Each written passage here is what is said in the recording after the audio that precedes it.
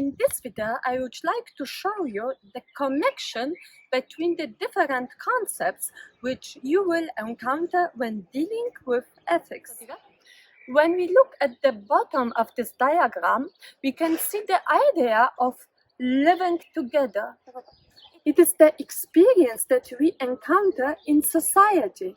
We are living in it every day. What makes it possible for humans to live together? These are above all values and virtues. Could we live together if we did not appreciate life, nature, justice, fairness, mutual help, caring, responsibility, or being honest or even economic when it comes to usage of resources, for instance, and peaceful? These are some of examples which may be helpful to understand why, when asked what is important for you or me, we will both indicate one or other of these values and virtues. It is helpful for us to understand the difference between them. Values are what we value, appreciate, and want to achieve. We become aware of our values, especially when they are at risk. Value life when we are in danger, nature when it is at risk, caring when we are ill, fairness when we are accused or excluded from access to common good, jobs or resources. The US demonstration in June 2020 are an example. Virtues may also be values, but not vice versa. Virtues are strongly connected to the person and refer to some appreciated characteristics of human being, like being truthful, responsible, honest. You will get the opportunity to discover more about this topic of virtues values in another of my videos. So it's logical that virtues and values allow us to live together. When people behave according to these virtues, are just, economic, helpful, and fair, and value such things as life, justice, fairness, we can live in peace and avoid such situations as climate change, war, and revolutions. The problem starts if individual values, for instance, making a profit, having a better life than all others, dominate other values and overcome the common good. The values and virtues appreciated by most people, and especially those which permit us to live together, build a set of norms. In other words, some standards of living. Norm is from a Latin word and means something that is usual, typical, or standard. We expect, for instance, as a society that parents will be responsible for children and care for them, that people will be responsible for their doings, that if we fall on the street, somebody will help us or call for help, and if not, probably he or she will be punished, and that somebody killing another person will be punished, since protection of life is one of the highly regarded values.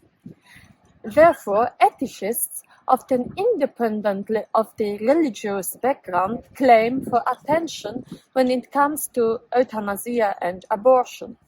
In the first question, euthanasia, the life of person is treated as an individual choice, while its value is far more than individual.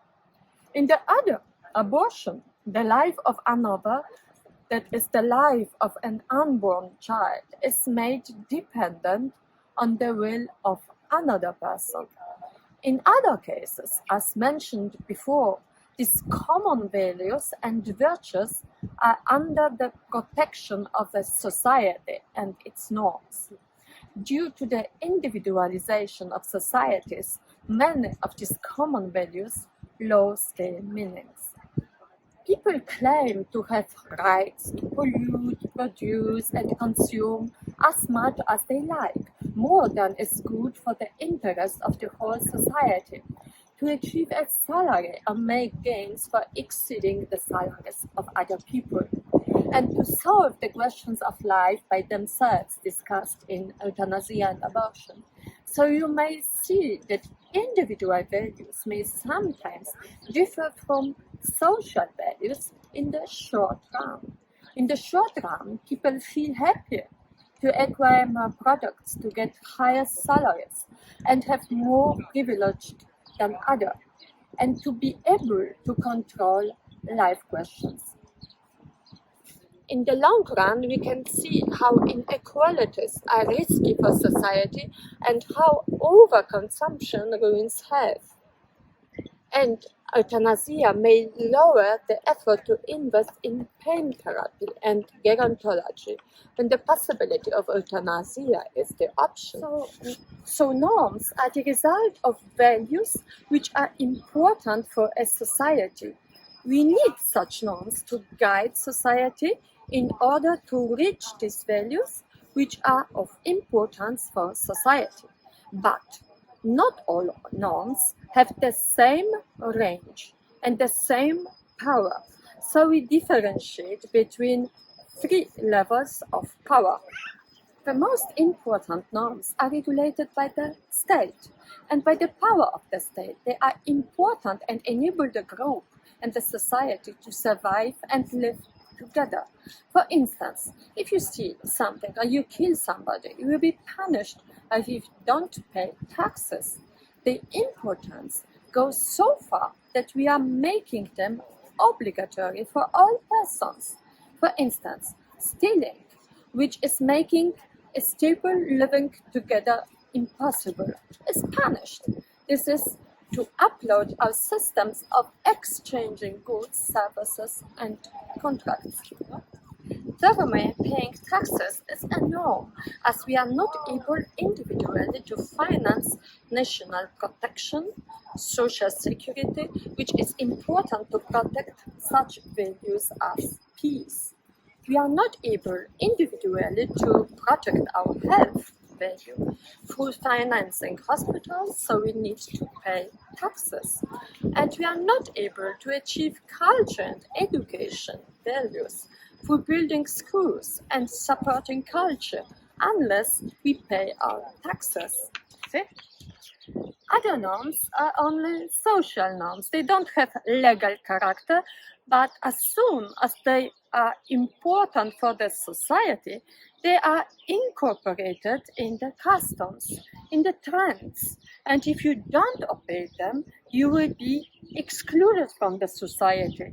Some of these norms include dress codes, for example, how women dress in different countries. These refer to the way of behaving in groups, like being friendly and polite to people, as in US, and greeting and showing kindness informally to others, as in New Zealand. Punctuality and order, important in German culture. Hospitality, important in Poland. Family and eating together, mangiare, Italy. Obedience to hierarchy, Japan. The last type of norms are moral norms, which are depicted in the next square as morality, which go beyond state and social norms. It can, of course, go in line with them, so it is morally good to help other people and be polite to them, but it should not only be an effect of social and state rules, but include a personal decision. Sometimes such social norms may be contrary to moral norms, as for instance, if we put our social norms like obedience higher than moral norms of saying the truth or protecting a mobbed person. Moral norms, morality can also have legal character, as for instance, don't stealing. But they may also be contrary to morality, as in case when the law is enforcing discrimination and you oppose it, for instance in times of segregation, allowing an Afro-American to enter the white reserved areas of a library or using white reserved bathrooms, as in the movie Hidden Figures 2016, directed by Theodore Melfi, starred by Terry Hansen and Octavia Spencer. In the last square, we have ethics, which is critical reflection of existing morals. Not always what seems to us good or bad is really so. We need to think about moral rules and try to find out if they have a universal character or not. What are consequences of these rules? Ethics are dealing with the explanation as to why we should follow particular rules, norms, and standards. So, in ethics, we are looking for the rationale for the particular rule, norm, or standard. For example, the questions, why is it good? Why should we follow that? On the other hand, the term morality explains the connection between rules and action. We are acting morally if we are adapting a rule which we are considering as moral in our action. So, we pay taxes because we don't want to break a rule which says don't steal. Or we help another person in an accident because of the rule save human life. Or we answer if asked out of the rule, show respect to the other person. Or treat employees equally because we obey the rule, be fair. So morality is following a moral rule in our behavior without necessarily asking why this rule is good or bad. And ethics is trying to find a reason, justification, or explanation for rules. However, ethics, coming from Greek words depicted below, refers not only to a critical reflection on morality or morals, but on character too. Ethos with long E, which means character. In this sense, we are asking what is making a person a good one.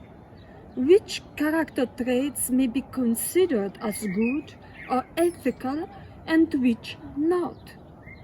Probably we'll say that a good person is a just and courageous person. No wonder that we regard them as virtuous. By the way, ethos as a good character was a part of rhetoric. In order to convince other persons when delivering a speech, it is not enough to move their emotions, pathos, to build a logic argument, logos, but also one needs to be an honest and credible person, ethos. Finally, we have to consider the context of values, virtues, norms, morality, and ethics. This context is twofold. On one part, we can consider the concept of human nature that we have, which can determine our way of viewing the reality around us. We will discuss it in a further module. The anthropological assumptions we make about people in general may impact on our understanding of norms, as for instance, coming from within us or from outside, depending on the culture, society, or on the outcome of individual interest or ethical reason which seeks a common good. On the other hand, we experience that many of our values, virtues, norms, and morality are embedded in a particular cultural, social, political, or economical system. We explained this context in detail in an earlier video. So, to summarize, many ethical values and virtues are an outcome of our interactions with others and allow us to live together. This can be sometimes diminished by too much focus on individual values. Most important values like life or property are protected by the power of the state, as for instance, don't kill, don't steal. Some of them, like harmony, by some social norms, like being polite.